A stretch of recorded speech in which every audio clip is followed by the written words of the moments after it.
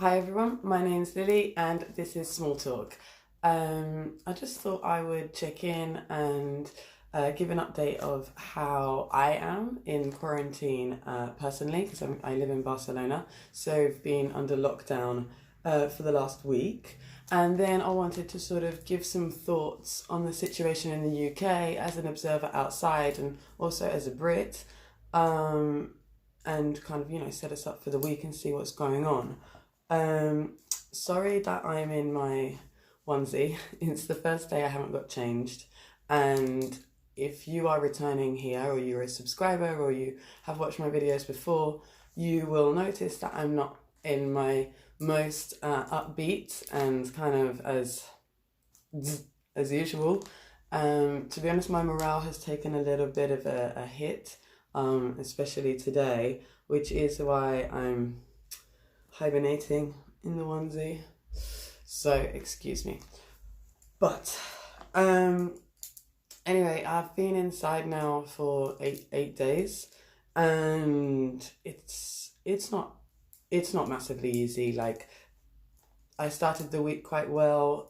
Everything was new. I was trying to work online as much as possible, and hustle, because our wages are taking a hit, and there's a lot of insecurity and uncertainty. I made a few videos for this channel and I really enjoyed that and poured my energy into that. Just doing loads of things, and then as the week has gone on Friday I had a little bit of a wobble. Yesterday was better, but then today waking up and we've had new news here.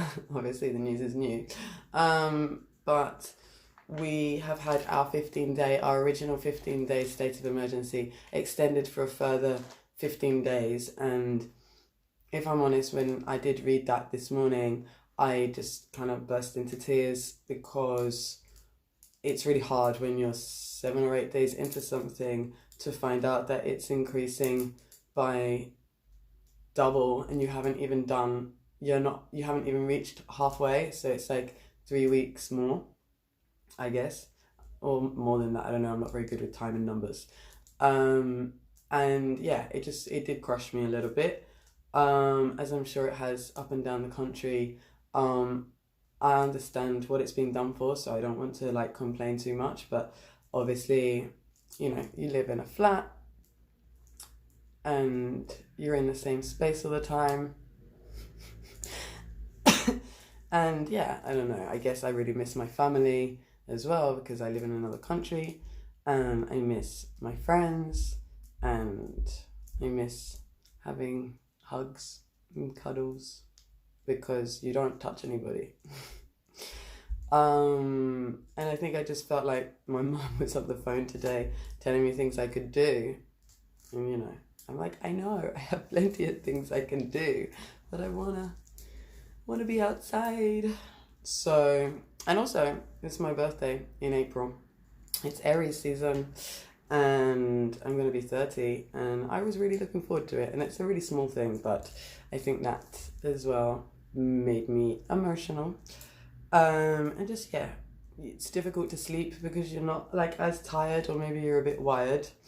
I did decide to change my winter to summer wardrobe, but instead I just took out all my summer stuff, and then now it's on my floor in a pile over there, because my energy dropped. My energy dropped from not doing anything. Isn't that wonderful? Anyway, I'm sure a lot of people are feeling the same. It would be really interesting if people are self-isolating to let me know how they're doing, or if you're with loved ones, how you're keeping each other sane, essentially. And then, okay, let's talk a little bit about the UK then. I think as well that because what I feel like I'm experiencing here is so extreme, but it does feel necessary. I do feel safer. When I go to the supermarket, I'm only allowed to the one close to me, so it's 100 meters away. You go in and they give you gloves to go in, and they hand sanitize you as well. You have to stand 2 meters apart. There's markers in the supermarket and things like that. And so when I see that juxtaposed with the images that I'm getting from the UK, I know that they're Twitter and stuff, so maybe it's not that accurate. You can tell me your opinion of it all. It's kind of jarring, because I feel like shaking the country and being like, this is so important, and you guys could end up being inside longer than we are, because if it's got to bite at some point. And the more gradual, well, it should have been done gradually, but like the quicker we go into this now, the quicker we get out. So obviously, Boris Johnson announced like all the schools closing. I have a video on that which I will link. And I have talked about how the British policies, or the UK government policy, has sort of been evolving, or, to be honest, I mean, I think the messaging has been chaotic. I think it has been terrible, and it's not often I will give an opinion on this channel. I don't know the policy. I know that they're following the science as if it's like monolithic. But the messaging, I think that anybody with a brain can see that the messaging has just been horrendous, which is why even though pubs and stuff have been ordered to close, we see after this weekend the government has clearly been horrified that everybody is still going out and treating it like it's a bank holiday. So what was it? Snowdonia National Park said the area experienced its busiest ever visitor day in living memory. So we're like, stay inside as much as you can, try to self-isolate, practice social distancing, and everyone's like, I get the logic. People are probably like, oh, let's go for fresh air, or we'll go to a wide open space so we're not, crowding into each other. But if loads of people go there, it's still the same. The fresh air doesn't protect you from the virus. And it's not just about you, it doesn't protect you carrying it onto someone else. I also saw like images of markets in London, Victoria Park, like... And it gives me anxiety seeing it, because the messaging here is, you're not allowed. You're not allowed. It's 2 meters. And if you're caught on the street without a reason for what you should be doing, you're fined €100. Anyway, so I have another video talking about how the government's policies have been evolving, because remember there was that herd immunity that we don't talk about anymore. I will link that video because I go into a lot of detail about how this has... the backstory of all of that. But herd immunity popped up again today. I was on Twitter and I saw this morning that it's all come out, that they're behind closed doors in the briefing, when everybody was at each other's necks in cabinet meetings with scientists, with the government ministers, with special advisors, a very famous one called Dominic Cummings, that there was not consensus. Of course there isn't. So when we say the science, what we mean is competing ideas, competing theories, competing experts vying to be the one whose plan is the one that's put in place. And for a long time, it was this herd immunity, let's infect 60 to 80% of the population, and that will protect us against a second wave that may never come in winter. Now, people are going to be like, oh, you're an armchair expert. I'm not, but I have read these conversations and I'm just asking the questions. Anyway, it all came out that science, even I'm saying it now, was built on flawed modelling and flawed numbers. It was on like pneumonia or something. And actually, coronavirus is so much more contagious, and the NHS is already showing strain. So that was the policy until like the 12th of March. So that's like, 9 days ago? And yeah, and I just feel like now Boris Johnson is clearly freaked out about the weekend, and he said this evening, like, if you don't follow our advice, I have made a lot of comments about how this is still just advice, how it's not being legally enforced. If you don't follow the advice, then we're going to have to include tougher measures, like threatening, we're going to take your freedom away, just like they have in Europe, just like they have in Spain, just like they have in Italy. Well, I feel like when everything was fine until Friday, essentially, because schools only closed on Friday, pubs and stuff like that on Friday. How do you expect the whole country to suddenly take this so seriously when your messaging has been positive? I understand that you want to make people feel okay and not frightened and boost morale, but being if all the messaging is positive, rather than letting people know how dangerous and how serious this is and how people need to go inside now, and restrict things to necessity so that they can keep the little freedoms they have. And maybe you could avoid a situation like here where we've actually don't have those freedoms anymore.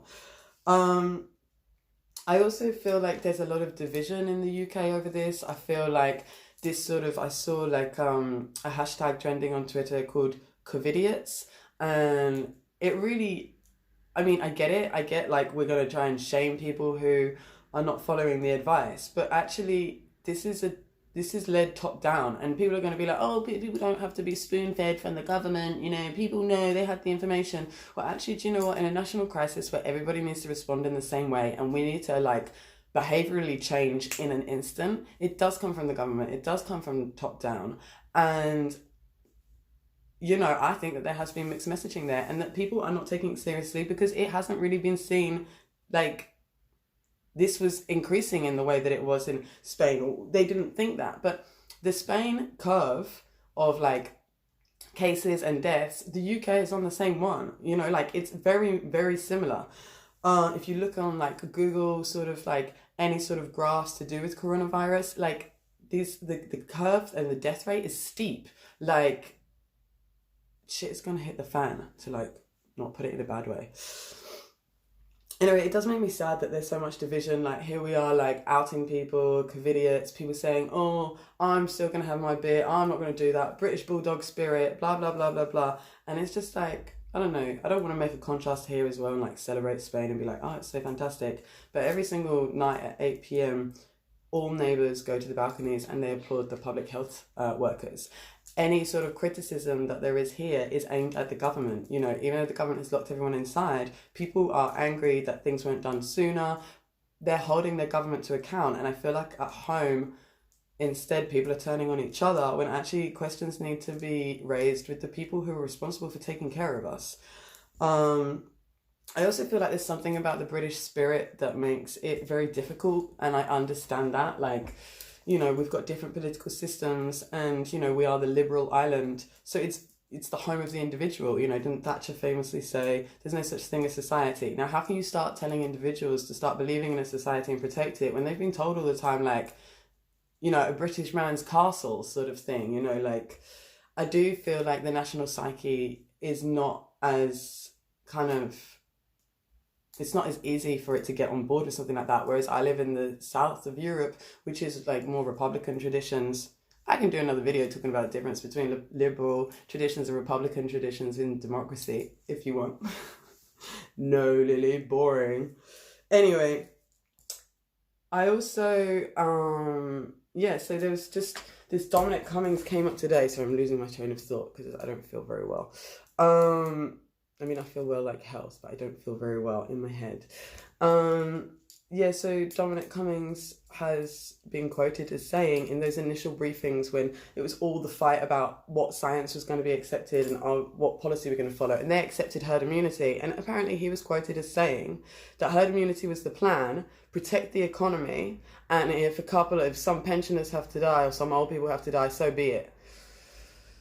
Now, obviously, the government has come out and said that's total bollocks or something. Beautiful. But, I mean, it kind of goes with the character. And if that is the case, I mean, there is going to be the mother of all public inquiries when this is over with. Because that lost time, and actually it seemed like it was a political decision. Like, people are trying to tell me all the time, they're following the science, they're following the advisors. No. Your choice as a politician to which advisors and which scientists you listen to is a political decision. It's your priorities. It's about what you kind of do. The UK chose mitigation whilst the rest of Europe chose suppression. That was a political choice. It's not that our scientists are different. It's just that we listen to different ones. We don't listen to the WHO. And this needs to keep on being talked about, you know. I think that people need to stop blaming each other, pointing fingers at each other, and start to, like, just get into this, you know, and also ask the questions to the government. Anyway, there's been rumours moving forward that they're going to expect like maybe a total shutdown even as soon as tomorrow, even immediately. Now, Johnson apparently is saying that he's still going to follow the science, and the science advises that now's not the critical time, which I think is where they understand that holding people inside is a difficult thing to do. Like, I'm struggling now. I hope tomorrow will be better, but it's true. It's hard. It's unnatural. Like, it's really difficult. So I get that. But how many, you know, the NHS is already in like a dire situation. It's really struggling. I've seen awful, you know, images of nurses and doctors having to wear like bin bags because they don't have the right protection. I mean, how much longer do we have to go on? And, you know, ministers are saying that they will force a mutiny if the government doesn't announce a shutdown soon.